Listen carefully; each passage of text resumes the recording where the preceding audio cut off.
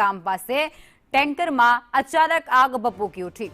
Bridge પર diesel ભરેલ ટેન્કરમાં આગ લાગી। ઘટનાને લઈ અને બંને સાઈડનો રોડ એ સલામતી માટે થોડાક ક્ષણો માટે બંધ કરી દેવાની ફરજ પડી હતી।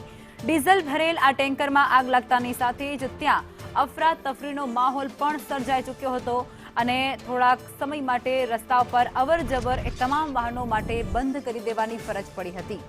આગ લાગતાની સાથે જ અફરાતફરીનો માહોલ એ વિસ્તારમાં જોવા મળ્યો હતો। લોકોના પણ ત્યાં ટોળા જોવા મળ્યા હતા, કારણ કે આવી ઘટના જ્યારે બનતી હોય છે ત્યારે સલામતી પણ ખૂબ જરૂરી હોય છે, એટલે ત્યાંથી તેમને દૂર પણ કરવામાં આવ્યા હતા અને આ બધા વચ્ચે ફાયરના જવાનોને કોલ પણ આપવામાં આવ્યો હતો અને તેમના દ્વારા પણ આગળની તજવીજ હાથ ધરાઈ છે।